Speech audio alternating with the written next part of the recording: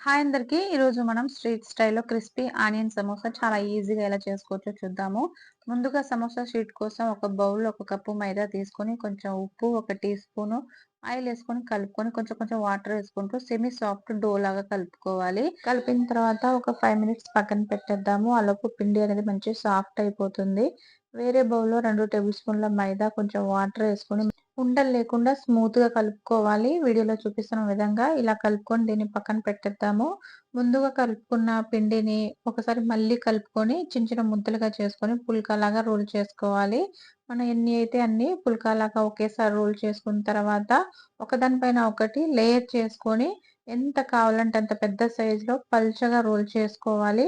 ముందుగా ఒక లేయర్‌ని రోల్ చేసుకుంటే సమోసా షీట్‌లనేది పర్ఫెక్ట్‌గా రాదు.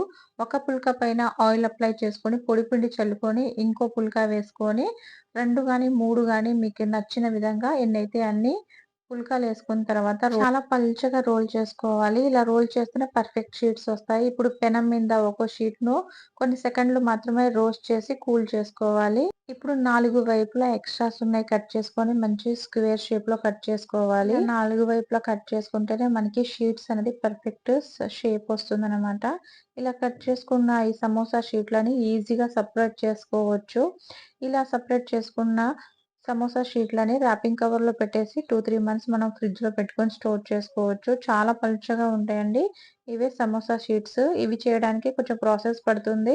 మనం స్టోర్ చేసుకుంటే ఎప్పుడు కావాలంటే అప్పుడు పిల్లలకి స్నాక్స్ చేసి పెట్టవచ్చు. మిగతా ఎక్స్‌ట్రాస్ వాటిని చిన్న చిన్న ముక్కలుగా కట్ చేసుకున్నాను. ఇప్పుడు స్టఫింగ్ కోసం ఒక బౌల్‌లో ఒక బౌల్ ఆనియన్స్, టేస్ట్‌కి తగ్గట్టు ఉప్పు, కారం, కొంచెం కొత్తిమీర వేసుకున్నాను. పచ్చిమిర్చి కావాలనుకుంటే ఏసుకోండి. పిల్లల కోసం అని చెప్పి స్కిప్ చేశాను. కొంచెం చాట్ మసాలా ఏసుకొని మొత్తం కలుపుకోవాలి.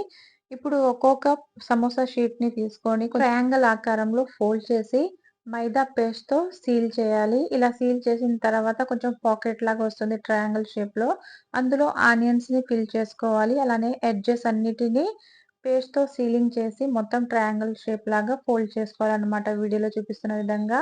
డీప్ ఫ్రైకి సరిపడా ఆయిల్ ఏసుకొని ముందుగా నేను కట్ చేసుకున్నా కదా ఎడ్జెస్‌ని వాటిని ఫ్రై చేసుకున్నాను. ఇలా చిప్స్‌గా తినేయొచ్చు. లేకపోతే ఆనియన్స్‌లో మిక్స్ చేసుకొని కూడా సమోసాలో వేసుకోవచ్చండి. ఇప్పుడు మీడియం ఫ్లేమ్‌లో సమోసాలన్నిటిని గోల్డెన్ కలర్ వచ్చేదాకా ఫ్రై చేసుకోవాలి. చూసారు కదా ఎంత క్రిస్పీగా, టేస్టీగా వచ్చాయో. వర్షాకాలం ఆన్‌లైన్ క్లాసులు మా పిల్లలకి స్నాక్స్ చేయమంటే ఇన్‌స్టంట్‌గా ఇలా సమోసాలు చేసి పెట్టాను. చాలా టేస్టీగా ఉంది. మీరు కూడా తప్పకుండా ట్రై చేయండి.